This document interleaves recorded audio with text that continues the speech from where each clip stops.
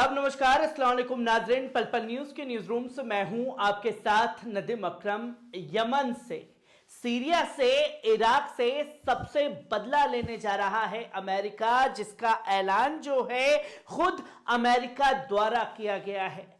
जहां लगातार यमन द्वारा हो रहे हमले, सीरिया और इराक में इस्लामिक रेजिस्टेंस द्वारा हो रहे हमलों से अमेरिका की जो ताकत है उस पर सवाल खड़े होने लगे हैं। और यह सवाल कोई और नहीं बल्कि बाइडेन का एडमिनिस्ट्रेशन ही उनके ऊपर सवाल खड़े करने लगा है और साफ तौर पर कहने लगा है कि जो कुछ भी यमन, सीरिया, इराक में हो रहा है वो चीजें हमारे जो जवान हैं उन्हें बार बार नीचा दिखा रही हैं और उन्हें जलालत का सामना जो है वो करना पड़ रहा है। इसलिए आपको जो है हमले की तैयारियां अब शुरू कर देनी चाहिए।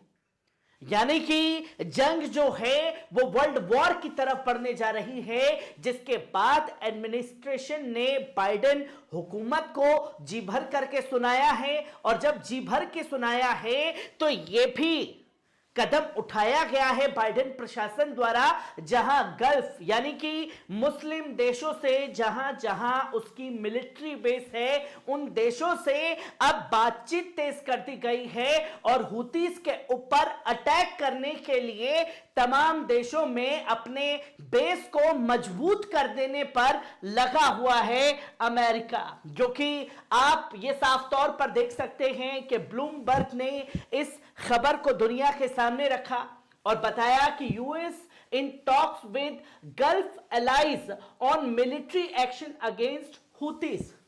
हुतीस के ऊपर एक्शन के लिए गल्फ देशों से बात की है, जहां सऊदी अरब, यूएई, ओमान और तमाम जगह जहां जहां उसकी मिलिट्री बेस है उन तमाम देशों से जो है बातचीत की गई है, खासतौर पर जिसकी तस्वीर लोगों के सामने आई है, जहां यह साफ तौर पर कहा गया है सऊदी अरब द्वारा कि यमन अगर जो मिलिट्री बेस यूएस का हमारे देश में है उसके ऊपर वो हमले करता है तो हम जो है उसके हमलों को रोकने में पूरी तरीके से अपनी भूमिका अदा करेंगे।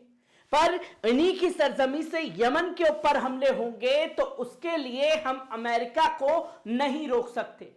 सऊदी प्रिंस ने साफ तौर पर अपने हाथ जो हैं वो खड़े कर दिए हैं कि यमन अगर हमारे पर हमला करेगा, मिलिट्री बेस जो हमारे यहां मौजूद है, हम यमन के मिसाइलों को रोकेंगे पर हम हमले नहीं करेंगे।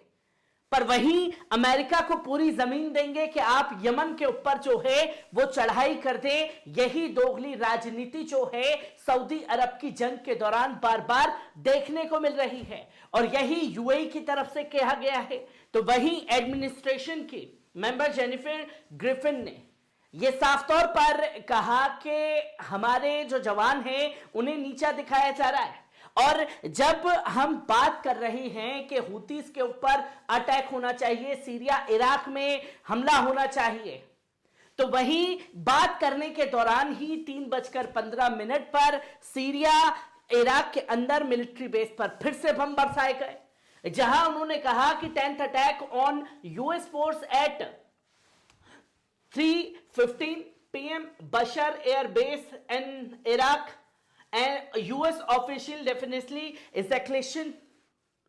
और ये वृद्धि जो है हमले की सीरिया इराक के अंदर लगातार तेज हो रही है, जहां उन्होंने बताया कि अल असद एयरबेस जो इराक में है उसके ऊपर 2 हमले हुए, mission support sites European Syria एक हमला हुआ, यूएस एम्बेसी बगदाद एक हमला हुआ। उन्होंने फिर इसके बाद बताया कि रोमालियन लैंडिंग जोन जो सीरिया में उस वक्त 2 हमले हुए, पोरोट बेस शदादी सीरिया में एक हमला हुआ, इरबिल इराक में 2 हमले हुए, जिसके बारे में उन्होंने जानकारी दी कि 3:15 पर 10 बड़े हमले हो चुके हैं। और बीते जब से जंग चली है 7 अक्टूबर से लेकर के अब तक तकरीबन 100 से ज्यादा हमले जो हैं वो यूएस मिलिट्री बेस पर हो चुके हैं, जो कि ध्यान खींचने की कोशिश बाइडेन हुकूमत की। जिसके बाद जो है तमाम अरब देशों से बातचीत शुरू हो गई। तो वहीं लेंसी कहते हैं, ग्राहम कहते हैं, जो कि एडमिनिस्ट्रेशन के सदस्य हैं, उन्होंने साफ तौर पर बाइडेन सरकार से कहा कि सीरिया, इराक और हुतीस पर हमला करने की जरूरत नहीं है। आप आखिरकार क्यों डर रहे हैं ईरान से? आप सीधा ईरान के ऊपर हमला कीजिए, क्योंकि आप बार बार कह रहे हैं कि ईरान जो है इन तमाम संगठनों के पीछे है। तो सीधा टारगेट आप ईरान के ऊपर कर दीजिए, जो कि ये साफ तौर पर ये कहा गया लैंडिस ग्राहम द्वारा। तो वहीं ईरान ने भी इसका जवाब दे दिया कि Iran proxies escalate attack on US troops in Iraq and Syria.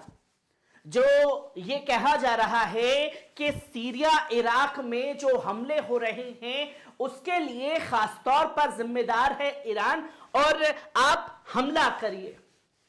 तो ईरान ने भी साफ तौर पर जवाब दे दिया कि आप में दम है, आप डायरेक्ट हम पर हमला कीजिए, हम हर हमले का जवाब देने के लिए तैयार हैं।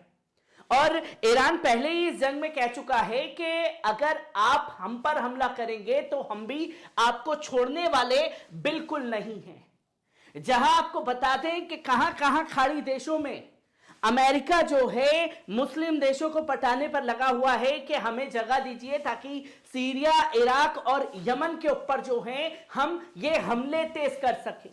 जहां लाल सागर और अदन की खाड़ी में जो शिप पर उनके हमलों को रोकने के लिए अमेरिका यमन के हुतीस के खिलाफ सैन्य कार्रवाई पर खाड़ी में सहयोगियों के साथ चर्चा कर रहा है। जहां अधिकारियों ने ब्लूमबर्ग को बताया कि वार्ता जो चरण में है वो दिखाती है कि अमेरिका शिपिंग पर हमलों के मुद्दे को गंभीरता से लेता है। अमेरिका, उसके सहयोगी दोनों अभी भी इस स्तर पर कूटनीति के पक्ष में हैं कि जंग का दायरा ना बढ़े, पर हुतीस की तरफ से बार बार हो रहे हमले जो हैं हमें मजबूर कर रहे हैं। ये अमेरिका खासतौर पर कहने गया सऊदी अरब को, जिसके बाद अधिकारियों ने यह नहीं बताया कि कौन से खाड़ी सहयोगी इस मुद्दे पर अमेरिका के साथ चर्चा कर रहे हैं। यह रिपोर्ट उप राष्ट्रीय सलाहकार जॉन फाइनर द्वारा जारी किए गए बयानों की है, जहां उन्होंने कहा था कि अमेरिका ने हुतीस के खिलाफ सैन्य कार्रवाई करने की संभावना से इनकार कर दिया है। पहले यह कहा गया था कि हम हुतीस के ऊपर कोई बड़ा एक्शन नहीं लेंगे, पर जब सऊदी प्रिंस के द्वारा यह बयान सामने आया कि भाई जो हमला अगर आप अमेरिकी बेस के ऊपर करेंगे हमारे देश में, तो हमारा पहला दायित्व बनता है कि हमारे देश में जो कुछ भी हो रहा है हम उसे रोकें, आपके हमले को हम नाकाम करने की कोशिश करेंगे, जो कि सऊदी अरब ने इससे पहले किया भी, जो कि इसके बाद कई सारे सवाल खड़े कर गया। पर यमन के लिए अमेरिकी दूत टिम लैंडर किंग ने ब्लूमबर्ग को बताया कि लाल सागर और अदन की खाड़ी में समुद्री सुरक्षा के लिए गहन अमेरिकी कूटनीतिक क्षेत्रीय जारी रखने के लिए क्षेत्र में उन्होंने कहा कि हुतीस अब यमन में युद्ध समाप्त करने के उद्देश्य से 2 साल की बातचीत की धमकी दे रहा है। यमन का हुती आंदोलन, जिसे आधिकारिक तौर पर अंसारुल्लाह के नाम से जाना जाता है, लाल सागर में इजराइल से जुड़े शिपिंग के खिलाफ अपने हमले बढ़ा रहा है। इजराइल के खिलाफ बैलिस्टिक मिसाइलें, जहाजों के खिलाफ ड्रोन हमले कर रहा है, जिनमें से कई अमेरिकी विध्वंस यूएस कार्नी ने रोक लिए हैं। इसी के चलते जो है लगातार युद्ध का दायरा बढ़ रहा है और अमेरिका मुस्लिम देशों के पास जा करके इजाजत मांग रहा है कि यमन पर हमले करने की अपने देश में जगह जो है वो अमेरिका को दे, ताकि वो अंसारुल्लाह से इस जंग में भिड़ सके। और अगर अंसारुल्लाह के ऊपर हमले बढ़ते हैं तो यकीनन जंग का दायरा बढ़ेगा और फिर कई और देश जो हैं इसमें सीधे तौर पर इन्वॉल्व होने से गुरेज नहीं करने वाले। हर एक पहलू को आपके साथ साझा करता रहूंगा। दीजिए इजाजत, शुक्रिया।